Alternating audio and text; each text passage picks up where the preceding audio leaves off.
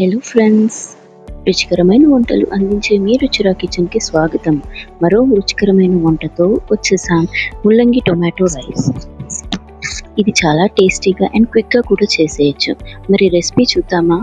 ముందుగా బాండీలో నెయ్యి వేసి క్యాష్యూస్ వేయించాలి. క్యాష్యూస్ గోల్డెన్ బ్రౌన్ వచ్చే వరకు వేయించి తీసి పక్కన పెట్టేసేయండి. అదే బాండీలో చాప్ చేసిన ఆనియన్స్ని వేయించండి.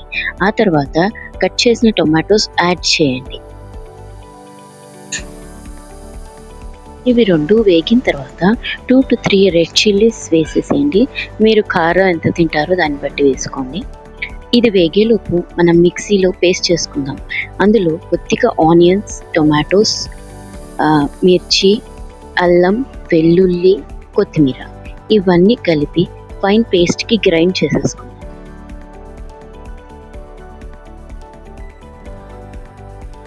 ఈ పేస్ట్ని మనం బాండీలో యాడ్ చేసేద్దాం.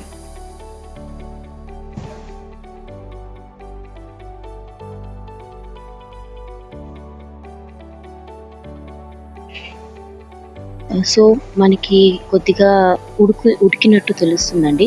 అది కొంచెం ఉడికిన తర్వాత ముల్లంగి తురుము పెట్టుకున్నాం కదండి, అది కూడా వేసేయండి.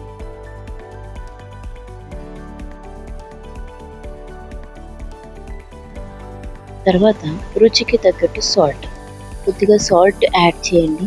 ఆ తర్వాత పసుపు యాడ్ చేయండి. తర్వాత కారంకి తగ్గట్టు చిల్లీ పౌడర్ యాడ్ చేయండి. ఇదంతా కలిపేసేయండి. ముల్లంగి పచ్చి వాసన పోయే వరకు వేయించాలండి. కొంచెం 5 to 7 minutes టైం పడుతుంది. సో మూత పెట్టేసి ఒక 5 minutes వెయిట్ చేద్దాం. 5 minutes తర్వాత చూసారు కదండి, ఇట్లా అంతా వాటర్ అంతా పోయి దగ్గరకు వచ్చేస్తుంది.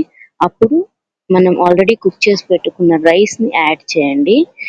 ఈ మిక్స్ని బాగా కింద అంటే మొత్తం కలిసేలాగా కలిపేసేయండి.